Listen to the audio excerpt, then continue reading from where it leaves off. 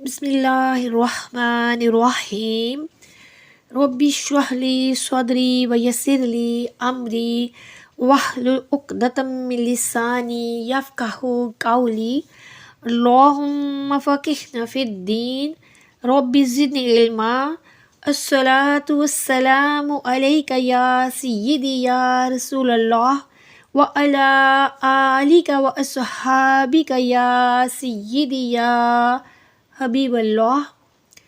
सूरह अल-बकरा की आयत नंबर 57, आयत नंबर 57, जिसका तर्जुमा है, और हमने तुम पर बादल को साया फगन किया और तुम पर मनो सलवा को नाजिल किया।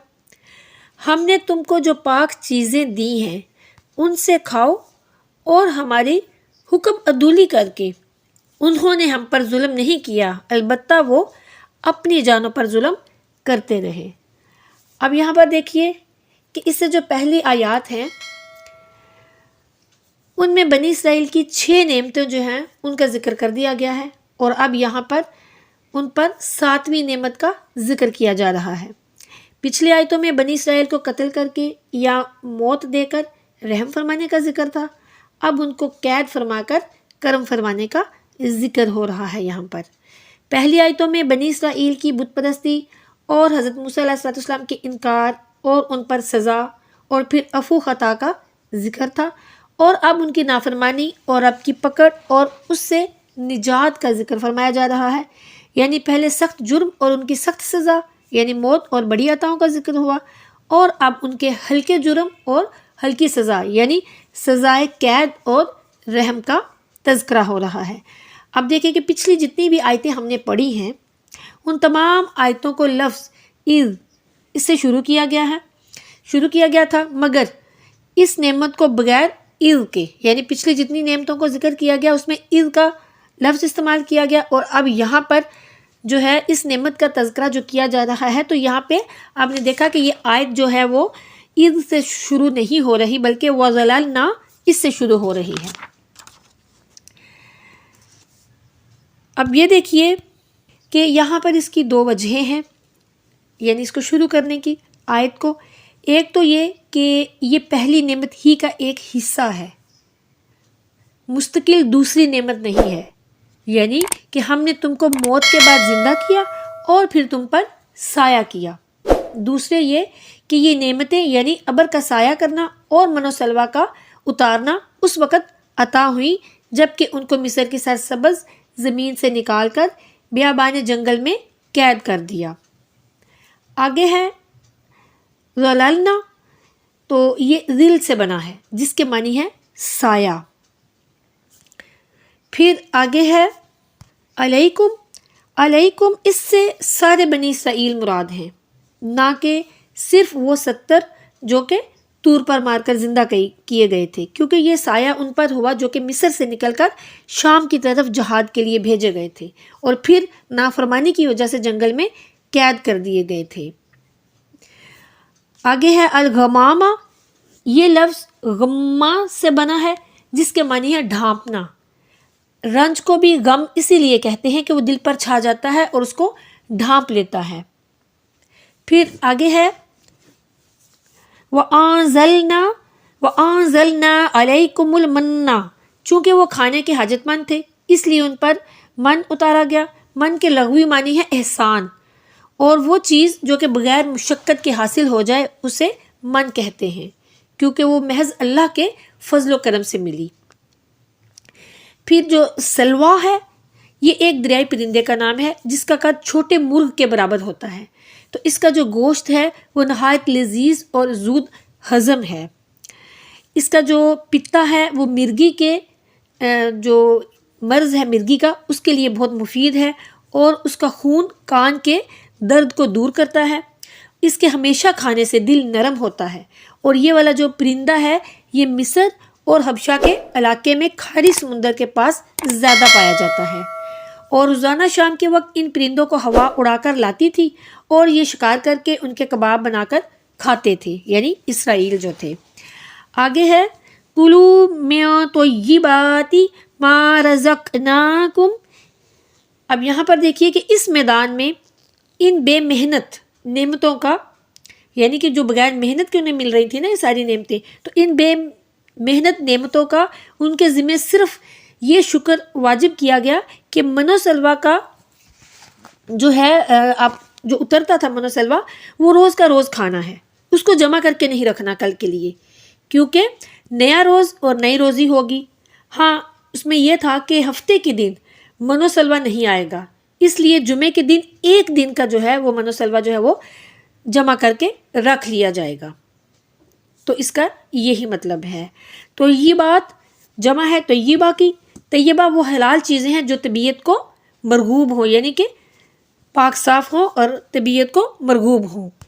آگے ہے رزقنا، رزقنا میں ادھر اشارہ ہے کہ ہم نے تمہارے جو بغیر کسب کے، یہ یعنی کہ بغیر محنت کے ہم نے تمہیں چیزیں عطا فرمائی، لہٰذا ان چیزوں کی قدر کرو۔ وما ظلمونا، تو وما ظلمونا ان لوگوں نے اس پر عمل نہ کیا بلکہ بے صبری کی وجہ سے جمع کر کے رکھا۔ نیز حضرت موسیٰ علیہ السلام سے شکایت بھی کی کہ ہم سے روزانہ ایک ہی طرح کا کھانا جو ہے وہ نہیں کھایا جاتا، ہمیں تو زمینی خوراکیں چاہیے جیسے کہ گیہوں، مسور، ککڑی اور لہسن وغیرہ۔ تو اس ناشکری سے انہوں نے ہمارا کچھ نہیں بگاڑا، یعنی اللہ تعالیٰ فرما رہا ہے کہ ہم نے اس پہ ان کو بغیر کسب کے، بغیر محنت کے کھانا دیا اور انہوں نے اس پر بھی ناشکری کی، اور اس ناشکری پر اللہ تعالیٰ فرما رہا ہے کہ انہوں نے ہمارا تو کچھ بھی نہیں بگاڑا کیونکہ ہماری کسی شان میں فرق نہیں آیا۔ وَلَكِنْ كَانُوا أَنفُسَهُمْ يَظْلِمُونَ، ہوا کیا کہ وہ اپنی ہی جانوں پر ظلم کرتے تھے اور اپنا ہی نفع کھو بیٹھے، کیونکہ انہوں نے وہ روزی کھو دی جس پر نہ دنیا میں محنت آتی تھی اور نہ آخرت میں انہیں کوئی حساب کتاب دینا پڑنا تھا، اور اپنی قابلیت فیض بھی کھو بیٹھے۔ اب اگر یہ اسرائیل یہ حرکتیں نہ کرتے تو ہمیشہ ان کو یہ جو نعمتیں ہیں وہ ملتی رہتی۔ تو اب کیا ہے کہ اب انہوں نے ناشکری کی، اب ناشکری کی تو پھر اب وہ کھانا جو انہیں آسمان سے اتر رہا تھا ان کے لیے اور ان کو بغیر کسی کسب کے مل رہا تھا، اب کیا ہے کہ وہ محنت سے کمائیں گے اور آخرت میں حساب بھی دیں گے۔ یہ سارے کے سارے جو واقعات ہیں یہ سارے حضرت موسیٰ علیہ السلام کے معجزات ہیں جو کہ مقام تی کے ہیں۔ بنی اسرائیل کو غیبی غذا، غیبی پانی، غیبی سایہ، غیبی لباس ملنا، یہ سارے کے سارے کیا ہیں؟ یہ معجزات ہیں۔ اور یہ سارا کچھ کہاں ہوا تھا؟ یہ وادی تی میں ہوا تھا حضرت موسیٰ علیہ السلام کی برکت سے۔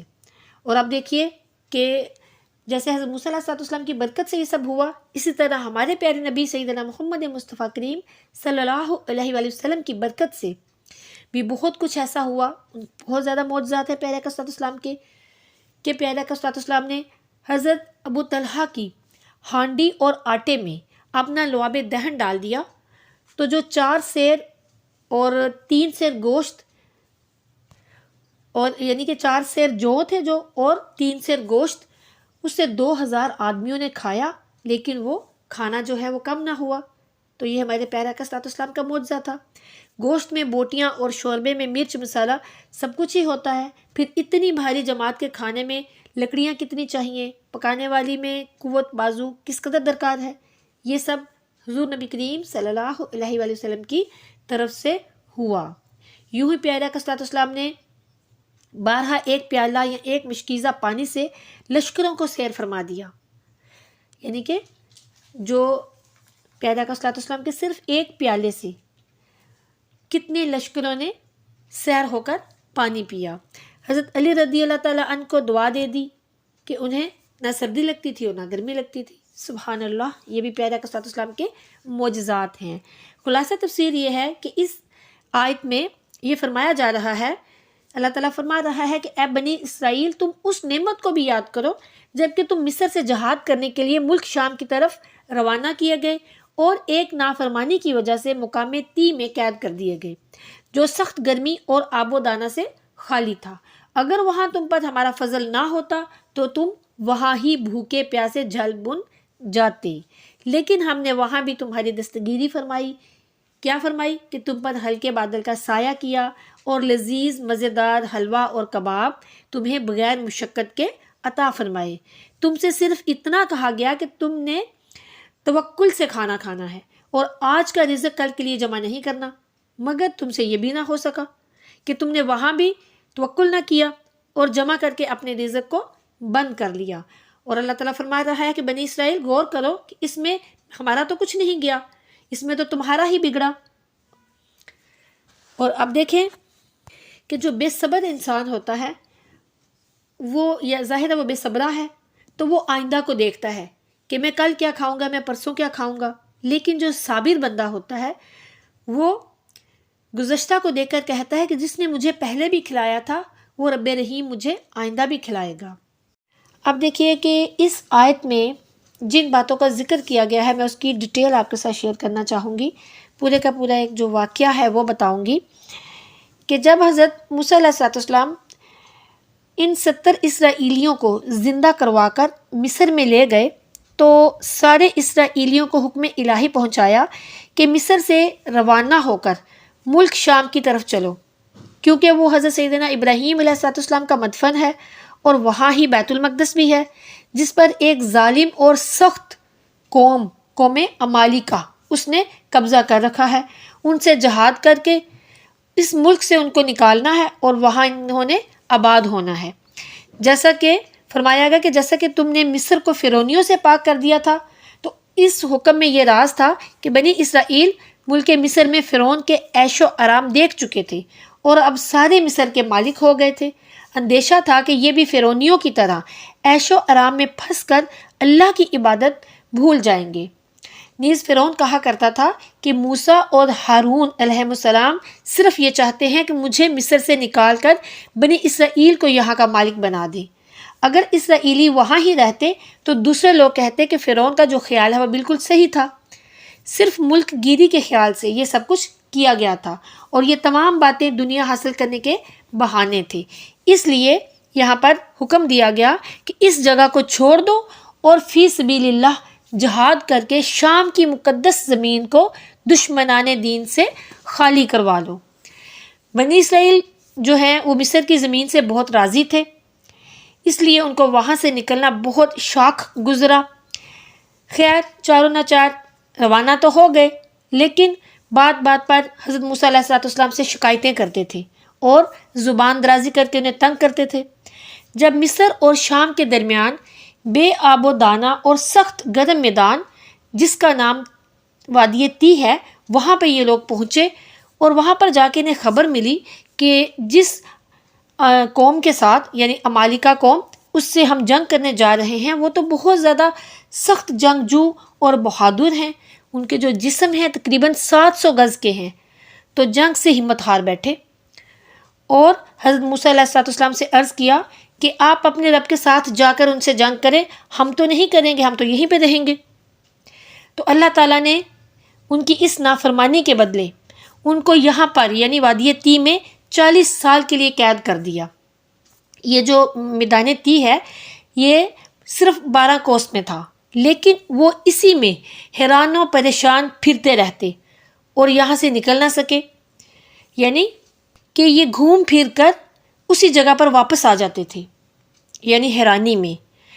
اب یہ اللہ تعالیٰ کی ان کو سزا تھی، یعنی کہ قوم عمالیقہ سے جنگ کرنے سے انہوں نے منع کر دیا، تو پھر ان کو یہ سزا تھی کہ وہ وادی تی میں 40 سال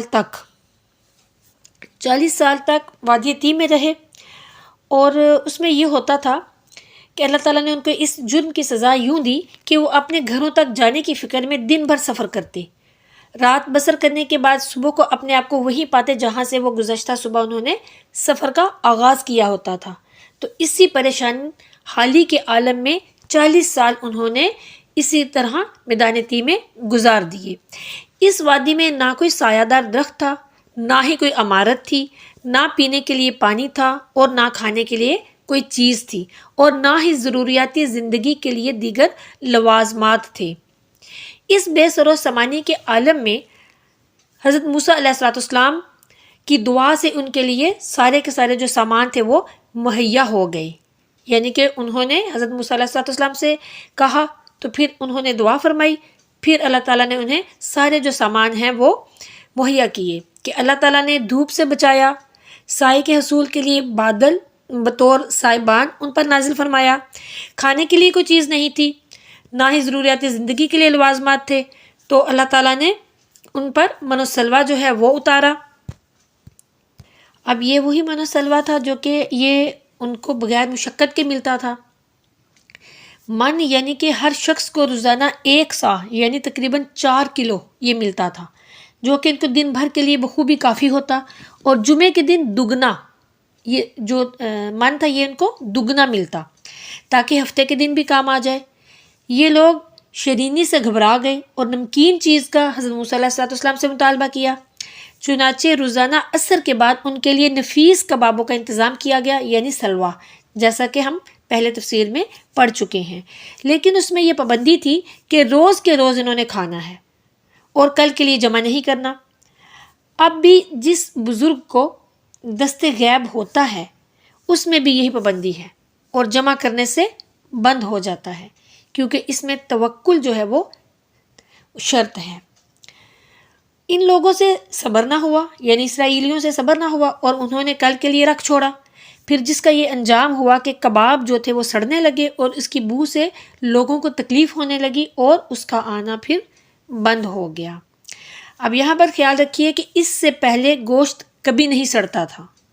حدیث مبارکہ میں ہے جس کا مفہوم ہے کہ اگر بنی اسرائیل نہ ہوتے تو کھانا نہ سڑا کرتا، اور ہوا کی خیانت یعنی حضرت آدم علیہ السلام کو گندم کھلا دینا یہ نہ ہوتی تو کوئی بھی عورت اپنے شوہر سے خیانت نہ کرتی۔ اس زمانے میں اسرائیلیوں کے نہ بال بڑھتے تھے اور نہ ناخن، تاکہ حجامت کی ضرورت نہ پڑے، اور نہ ہی کپڑے میلے ہوتے تھے، نہ ہی کپڑے پھٹتے تھے تاکہ دھوبی یا درزی کی ضرورت پڑے، اور جو بچے پیدا ہوتے تھے ان کے جسم پر قدرتی لباس ہوتا تھا جو کھال کی طرح جسم کے ساتھ بڑھتا رہتا تھا۔ اس دوران میں بنی اسرائیل کے جو اولاد ہوتی تھی وہ بھی قدرتی کپڑے میں لپٹی ہوئی جو بقدر جسم بڑھتا چلا جاتا تھا۔ بعض روایات میں ہے کہ حضور نبی کریم صلی اللہ علیہ وآلہ وسلم ختنہ شدہ، ناف بریدہ آنکھوں میں سرما، بالوں میں شانہ کیے، حریر میں لپٹے ہوئے سبحان اللہ پیدا ہوئے تھے۔ سبحان اللہ۔ اگر یہ روایت درست ہو تو اس کی تائید بنی اسرائیل کے اس واقعے سے ہو جاتی ہے جو کہ ہم نے ابھی بیان کیا کہ 40 سال کے دوران ان پر اور ان کی اولاد پر قدرتی کپڑا ہوتا تھا۔ اب دیکھیے کہ اس آیت سے ہمیں کیا اسباق حاصل ہوتے ہیں۔ پہلا جو فائدہ وہ یہ کہ نافرمانی سے عذاب الہی آتا ہے، جیسے کہ بنی اسرائیل نافرمانی کی وجہ سے قید کر دیے گئے۔ دوسرا یہ کہ جب اللہ تعالیٰ کوئی مصیبت بھیجتا ہے تو اس مصیبت کے ساتھ اس کا علاج بھی بھیج دیتا ہے، جیسے بنی اسرائیل پر میدان تی میں بادل اور من و سلوہ کو اتارا گیا۔ پھر یہ کہ بے صبری سے نعمت چھن جاتی ہے، جیسے کہ بنی اسرائیل سے من اور سلوہ کی نعمت چھن گئی۔ پھر یہ کہ سڑا ہوا کھانا حرام نیز تندرستی کے لیے مضر ہے، کیونکہ سلوہ طیب یعنی حلال اور مرغوب چیز تھی، ان کی نافرمانی سے اسے غیر طیب بنا دیا گیا۔ پھر یہ کہ جو چیز آرام سے مل جائے، جس میں مشقت نہ کرنی پڑے، تو پھر اس کی قدر نہیں ہوتی، جیسے کہ بنی اسرائیل کو من اور سلوہ کی قدر نہ ہوئی۔ پھر یہاں پر دیکھیے کہ آج کل اگر ہم اپنے ارد گرد دیکھیں، اور ہم خود بھی ان چیزوں میں شامل ہیں، کہ آج ہمیں دین کے مقابلے میں دنیا کی زیادہ قدر ہے، ہم دنیا کو زیادہ اہمیت دیتے ہیں، اور ہمارے جو بزرگ ہیں ان کو دین کی زیادہ قدر تھی، کیونکہ دین انہوں نے کمایا تھا اور ہم جو ہے ہم نے دنیا کو کمایا ہے۔ اب میں آپ کے ساتھ ایک چھوٹا سا اس کے ساتھ چھوٹی سی ایک مثال شیئر کروں گی کہ جیسے ایک شخص قیمتی چادر سے اپنے پھٹے ہوئے جو جوتے تھے وہ جھاڑ رہا تھا، تو لوگوں نے اس سے کہا کہ یہ تم کیا کر رہے ہو، اتنی قیمتی چادر کے ساتھ اپنے پھٹے ہوئے جو جوتے ہیں وہ جھاڑ رہے ہو؟ تو اس شخص نے کہا کہ جوتے میری اپنی کمائی کے ہیں اور جو چادر ہے وہ میرے باپ کی کمائی کی ہے جو کہ میں نے میراث سے پائی ہے۔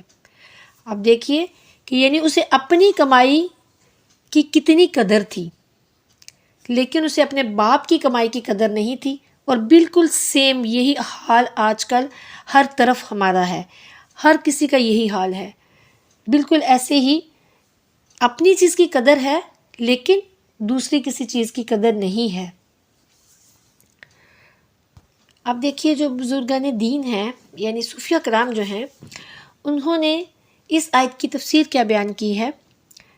صوفیہ کرام فرماتے ہیں کہ دنیا گویا مقام میں قید ہے جس میں ہم سب مختلف میعادوں کے قیدی ہیں کہ ہماری عمریں قیدی کی میعاد ہیں، یہاں نفس امارہ شیطان وغیرہ کی تکالیف ہیں۔ اللہ تعالیٰ نے اپنی رحمت سے جہاں ہم پر پیارے آقا صلی اللہ علیہ وسلم کو سایہ بان یا آپ صلی اللہ علیہ وآلہ وسلم کے دامن اقدس میں ہر طرح کا امن ہے، اور قرآن و حدیث ہمارے لیے روحانی من اور سلوہ ہے جس سے ہمارے قلب اور روح کو ایمانی غذائیں ملتی رہتی ہیں۔ اس کے شکریہ کا ہم کو حکم ہوا ہے، تو جو ان نعمتوں کا غلط استعمال کرے گا تو پھر وہ اپنی ہی جان پر ظلم کرتا ہے، وہ اللہ کا کچھ نہیں بگاڑ سکتا اور اللہ کا کچھ بگڑتا بھی نہیں ہے۔ پھر اس کی ایک اور تفسیر صوفیہ کرام فرماتے ہیں، وہ کیا ہے کہ فرماتے ہیں صوفیہ کرام کہ جب اللہ تعالیٰ نے ان کو غربت کے کوڑے سے ادب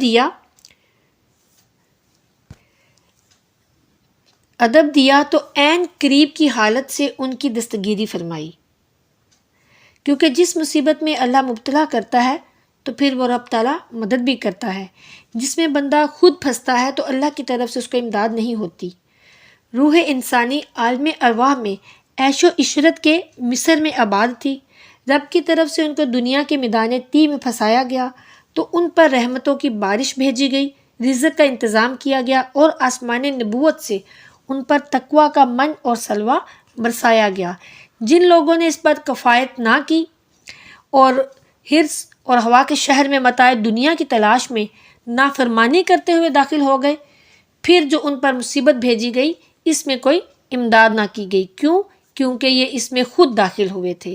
اللہ تعالیٰ ہمیں ہدایت عطا فرمائے اور ایمان اور ہدایت پر استقامت عطا فرمائے، علم دین سیکھنے اور سیکھ کر دوسروں تک پہنچانے کی توفیق عطا فرمائے، آمین ثم آمین۔